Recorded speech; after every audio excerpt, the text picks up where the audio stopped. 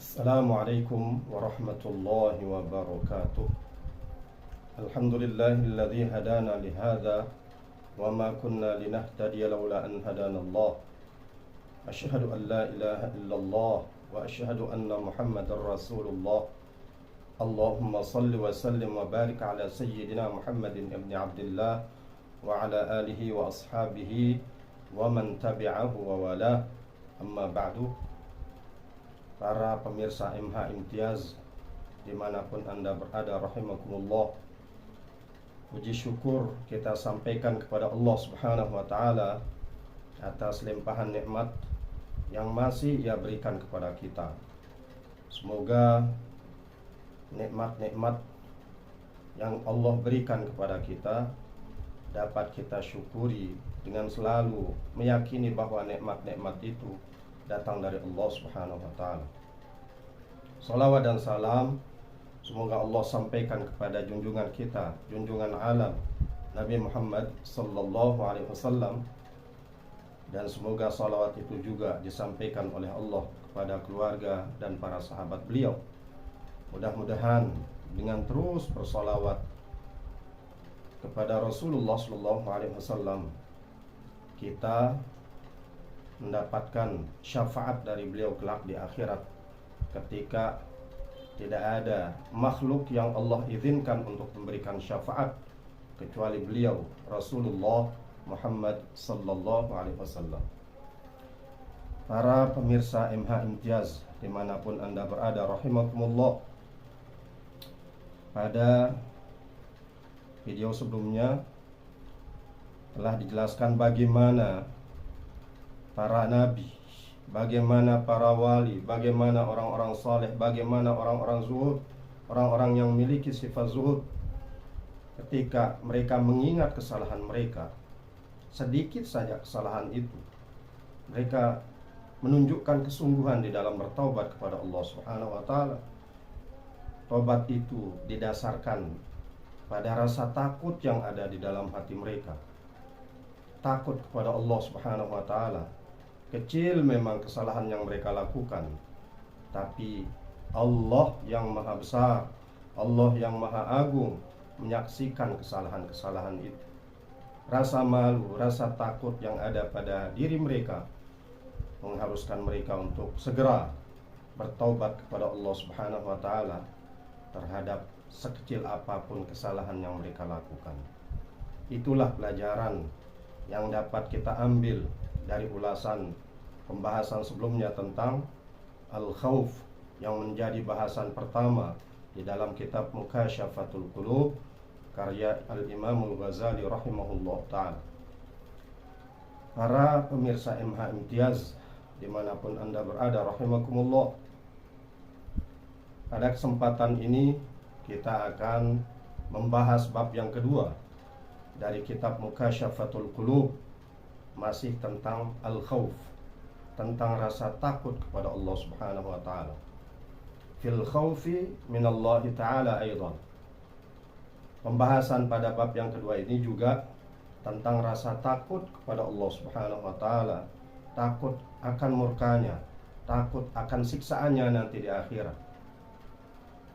Qala Abu Layth rahimahullahu ta'ala, inna lillahi malaikatan fis sama'is sabi'ah sujjadan mundu khalaqahumullahu ta'ala ila yaumil qiyamati tarta'idu fara'isuhum min mukhalafatillahi ta'ala wa idza kanu yaumal qiyamati rafa'u ru'usahum faqalu subhanaka ma 'abadnaka haqqa 'ibadatika.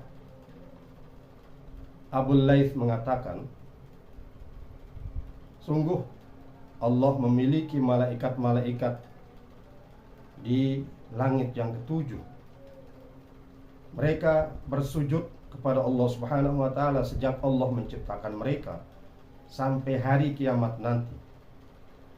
Sekujur tubuh mereka, para malaikat ini, bergetar karena ketakutan menyalahi perintah Allah Subhanahu wa ta'ala. Ketika nanti pada hari kiamat mereka mengangkat kepala-kepala mereka lalu mengatakan, subhanaka ma'abadnaka haqqa ibadatik. Maha suci Engkau ya Allah, kami tidak menyembahmu dengan sebenar-benar ibadah, sebenar-benar penyembahan. Kita tahu para malaikat itu adalah makhluk yang sangat taat kepada Allah Subhanahu wa taala. Dan Allah menciptakan mereka dengan sifat seperti itu. Ketaatan yang tidak akan pernah disertai dengan kedurhakaan. La ya'sunallaha ma amarahum wa yaf'aluna ma yu'marun. Para malaikat itu tidak akan pernah mendurhakai perintah-perintah Allah, dan mereka akan mengerjakan apa yang diperintahkan kepada mereka. Tapi meskipun seperti itu, malaikat merasa takut juga. Jangan-jangan nanti ibadah yang mereka lakukan sejak mereka diciptakan oleh Allah Subhanahu wa taala sampai hari kiamat nanti itu bukan penyembahan yang sebenarnya, bukan penyembahan yang sesuai dengan yang dikehendaki oleh Allah Subhanahu wa taala. Rasa takut inilah yang kemudian menjadikan para malaikat itu terus memperbaiki kualitas ibadah mereka sehingga menjadi ibadah yang sesuai dengan yang dikehendaki oleh Allah Subhanahu wa taala. Wadzalika qauluhu ta'ala yakhafuna rabbahum min fawqihim wa yaf'aluna ma yu'marun. Dan itulah maksud dari firman Allah Ta'ala, yakhafuna rabbahum. Mereka para malaikat itu takut terhadap Allah, min fawqihim, dari atas mereka, wa yaf'aluna ma yu'marun, dan mereka mengerjakan apa yang diperintahkan kepada mereka. Yakni la ya'sunallaha ta'ala tarfat 'ain. Maksudnya mereka para malaikat itu tidak akan pernah mendurhakai Allah sekejap mata pun. Meskipun demikian, mereka takut kepada Allah. Jangan-jangan kalau bisa jadi ibadah yang mereka lakukan kurang sesuai dengan yang dikehendaki oleh Allah Subhanahu wa taala. Wa qala Rasulullah sallallahu alaihi wasallam, idza qsha'arra jasadul 'abdi min khasyatillahi ta'ala tahatat anhu dhunubuhu kama yatahatu 'anil syajarati waraquha. Rasulullah sallallahu alaihi wasallam bersabda, apabila merinding, apabila bergetar tubuh seorang hamba karena takut kepada Allah Subhanahu wa taala, maka dosa-dosanya akan berguguran, akan rontok sebagaimana daun-daun rontok dari pohonnya. Para pemirsa rahimakumullah, begitulah hamba Allah yang takut kepada Allah Subhanahu wa taala. Dia khawatir jangan-jangan ibadah yang ia lakukan, yang sudah diusahakan dilakukan dengan baik, jangan-jangan Allah tidak terima, jangan-jangan belum sesuai dengan apa yang dikehendaki oleh Allah Subhanahu wa taala. Rasa khawatir, rasa takut inilah yang akan menjadikan seorang hamba terus berusaha untuk memperbaiki cara ibadahnya agar sesuai dengan yang dikehendaki dan diridhai oleh Allah Subhanahu wa taala.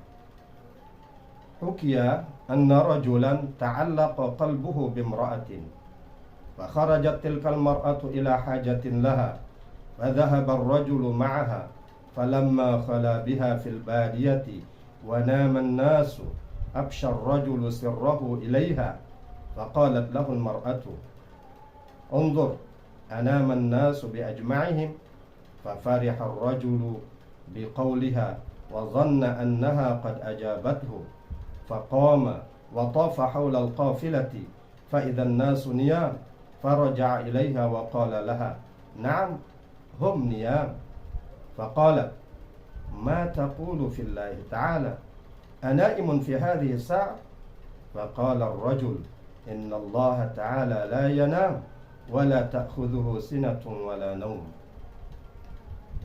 Diceritakan bahwa ada seorang laki-laki yang hatinya tertarik dengan seorang wanita.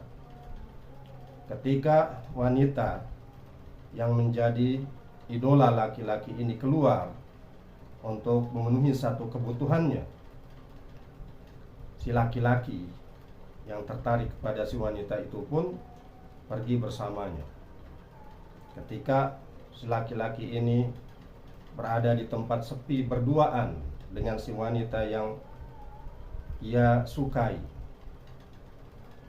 di sebuah lembah, malam telah gelap, orang-orang sudah tertidur. Si laki-laki itu pun mengungkapkan perasaannya dan keinginannya terhadap si wanita itu. Lalu si wanita itu berkata kepada si laki-laki itu, "Coba kamu lihat, apakah orang-orang semua sudah tertidur?" Si laki-laki itu pun mendengar perintah dari si wanita itu merasa senang, karena menurut dia ini tanda bahwa si wanita itu juga ingin melakukan sesuatu yang dia inginkan. Dia senang dengan ucapan si perempuan itu dan mengira bahwa si perempuan itu akan menuruti apa yang menjadi keinginannya. Dia pun bangkit, bangun, berkeliling, melihat sekeliling, dan ternyata memang orang-orang semua sudah tertidur. Dia pun kembali dan menyampaikan hal itu kepada si wanita, dan dia berkata, "Ya, orang-orang sudah tidur semua." Maka si perempuan itu mengatakan, bertanya kepada si laki-laki, "Bagaimana pendapatmu? Apakah Allah sudah tidur?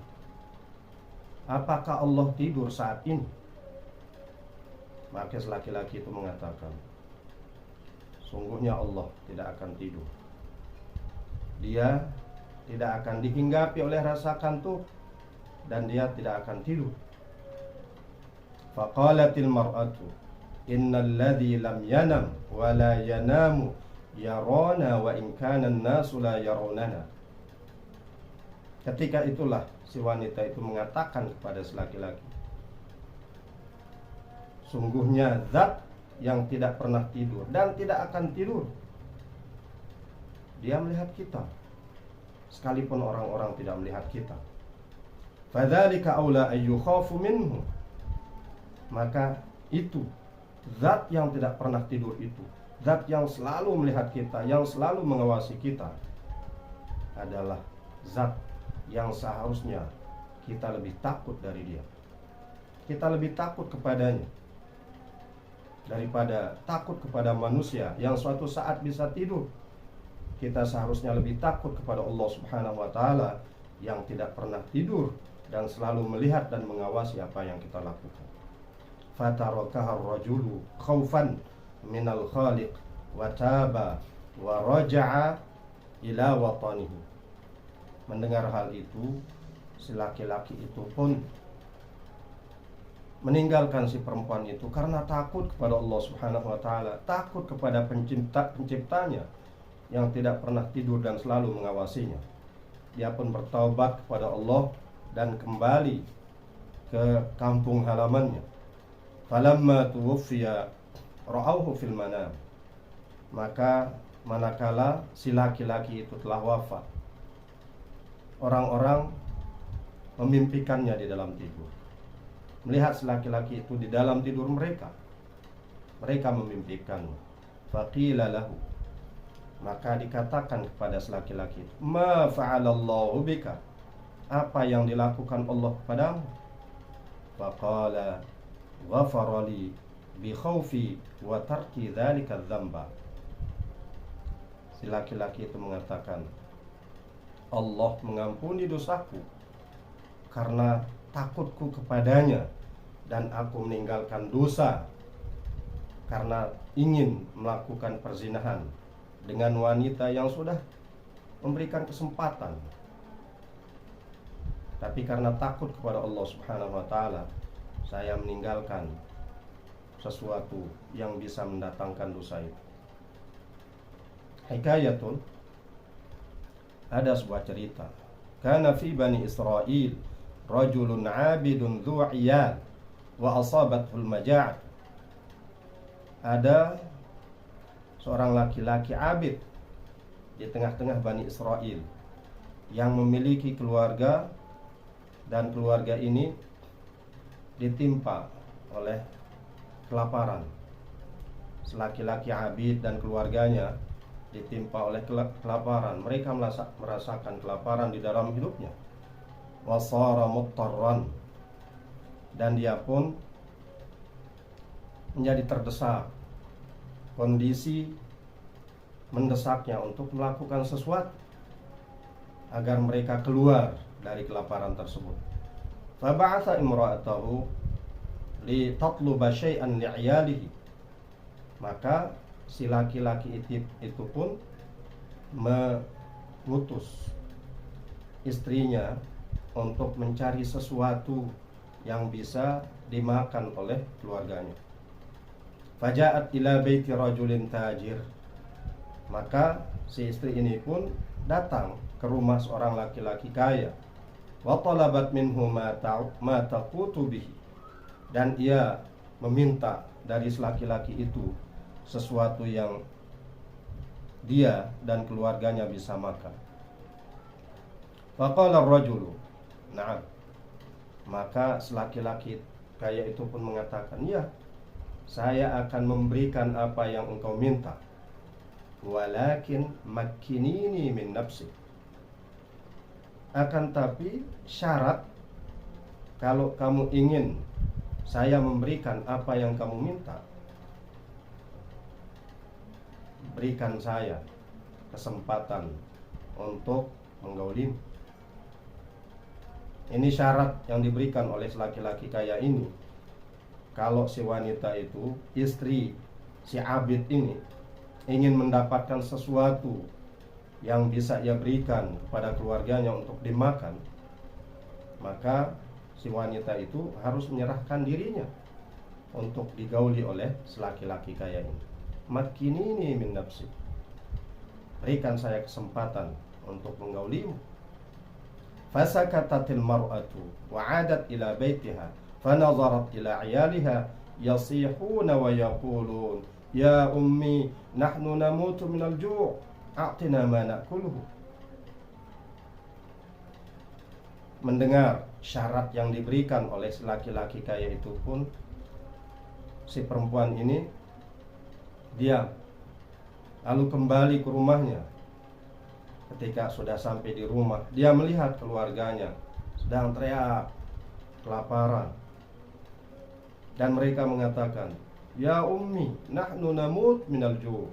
Wahai ibu, kami hampir mati karena lapar. A'tina ma na'kuluhu. Berikan kami apa yang bisa kami makan. Dhahabat ila ar-rajuli wa kallamathu fi amri 'iyaliha. Mendengar hal itu, mengetahui apa yang dirasakan, apa yang dialami oleh keluarganya, si perempuan ini pun pergi kembali ke rumah si laki-laki kaya itu, dan ia memberitahukan kepadanya masalah yang dialami oleh keluarganya yang sekarang sedang merasakan kelaparan. Faqala laha. Maka si laki-laki itu berkata kepada si wanita tersebut, atakunu hajati maqdiyah. Apakah keinginanku akan terlaksana? Apakah engkau ingin menuruti apa yang menjadi keinginanku? Faqalat na'am. Maka si wanita itu berkata, ya. Falamma khala biha. Maka manakala si laki-laki itu telah berdua-duaan dengannya, irta'adat mafasiluhu. Bergetarlah sekujur tubuhnya, persendian-persendiannya bergetar, hatta kadat a'dha'uha tazul. Persendian-persendian si perempuan itu ketika sudah berdua-duaan dengan si laki-laki itu, dia merasakan, si perempuan ini merasakan sekujur tubuhnya bergetar, sehingga dia merasa bahwa hampir seluruh tubuhnya akan hilang. Hatta kadat a'dha'uha tazulu an mawadhi'iha. Sehingga hampir anggota tubuhnya hilang dari tempatnya. Itulah yang dirasakan oleh si perempuan itu.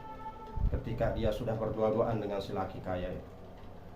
Faqala laha, maka si laki-laki kaya itu mengatakan kepada si wanita tersebut, malaki, ada apa denganmu?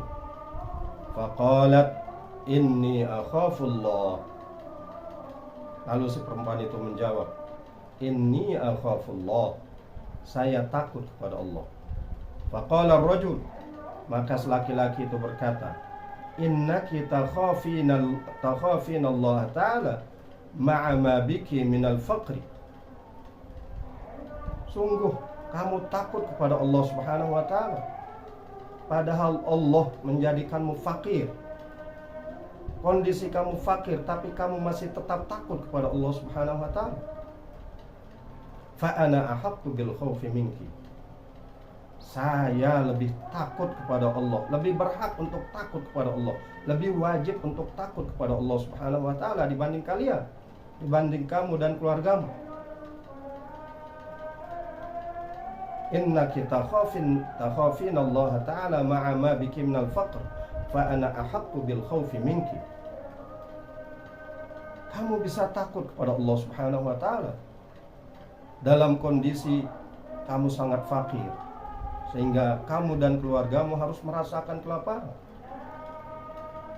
Saya yang dijadikan kaya oleh Allah Subhanahu wa ta'ala, diberikan harta melimpah oleh Allah, lebih wajib untuk takut kepada Allah Subhanahu wa ta'ala. Wamtana'a anha wa qada hajataha. Setelah merasakan rasa takut itu, si laki-laki kaya ini kemudian tidak jadi melampiaskan keinginannya untuk menggauli si perempuan tersebut, untuk berzina dengan si perempuan tersebut, dan ia pun memberikan apa yang menjadi kebutuhan si wanita itu. Wansarafat bi ni'matin katsiratin ila auladiha. Setelah mendapatkan apa yang menjadi kebutuhannya, si perempuan ini pun kembali pulang dan mendapati anak-anaknya masih dalam kondisi lapar. Tapi ketika melihat ibunya membawa makanan yang mereka butuhkan, fafarihu, mereka pun senang. Fa'auhallahu ila Musa alaihi salam, maka Allah Subhanahu wa ta'ala memerintahkan kepada Nabi Musa alaihi salam, an qul li fulan ibni fulan, agar Nabi Musa mengatakan, katakan wahai Musa kepada si Anu, putra si Anu, inni qad ghafartu dzunubahu, sungguhnya saya telah mengampuni dosanya. Faja'a Musa alaihi salam, lalu Nabi Musa alaihi salam pun datang kepada si laki-laki kaya itu. Faqala, maka Nabi Musa berkata, la'allaka qad fa'alta khairan bainaka wa bainallah, mungkin engkau sudah melakukan satu kebaikan yang rahasia antara engkau dan Allah Subhanahu wa ta'ala. Fadzakaral qissata alaihi, maka si laki-laki kaya itu pun menceritakan kisahnya dengan si wanita itu pada Nabi Musa alaihi salam. Faqal, maka Nabi Musa mengatakan, innallaha ta'ala qad ghafara laka ma kana min dhunubik, sungguhnya Allah ta'ala telah mengampuni dosa-dosa yang telah engkau lakukan. Kada fi majma'il lataif, itulah yang disebutkan hikayat ini di dalam kitab Majma'ul Lataif. Pemirsa rahimakumullah, banyak kisah di dalam kitab-kitab yang ditulis oleh para ulama tentang bagaimana orang-orang yang takut kepada Allah Subhanahu wa ta'ala menghindarkan apa yang menjadi keinginan nafsunya karena takutnya mereka kepada Allah Subhanahu wa ta'ala, dan itu menjadikan Allah Subhanahu wa ta'ala mengampuni dosa-dosa yang telah mereka lakukan. Maka segenap pemirsa rahimakumullah, pupuklah rasa takut kepada Allah Subhanahu wa ta'ala di dalam hati kita. Kalau kita ingin dosa-dosa yang kita lakukan diampuni oleh Allah Subhanahu wa ta'ala, hindari apa yang Allah larang. Jangan pernah tinggalkan apa yang Allah perintahkan, dan jangan pernah puas dengan ibadah yang kita lakukan. Teruslah memperbaiki diri, memperbaiki kualitas ibadah kita kepada Allah Subhanahu wa taala. Ikhlaskan niat kita di dalam beribadah semata-mata mengharap ridho dari Allah Subhanahu wa taala. Mudah-mudahan dengan demikian rasa takut kita di dunia ini akan berubah menjadi keamanan di dalam kehidupan akhirat nanti. Karena begitulah yang difirmankan oleh Allah Subhanahu wa taala di dalam hadis kursi, bahwa Ia Allah la ajma'u ala 'abdi khaufain wala amnain. Allah Subhanahu wa taala berfirman, saya tidak akan mengumpulkan pada seorang hamba saya khaufaini wala amnain, dua rasa takut dan tidak pula mengumpulkan dua rasa aman. Man khafani fid dunya amantuhu fil akhirah. Siapa saja yang takut kepadaku di dunia dengan melaksanakan perintah-perintahku dan menjauhi larangan-larangan, aku akan menjadikannya aman nanti di akhirat. Wa man ammanani fid dunya akhaftuhu yaumal qiyamah. Dan siapa saja yang merasa aman dari murkaku, yang merasa aman dari siksaku di dunia ini, aku akan menjadikannya takut nanti pada hari kiamat.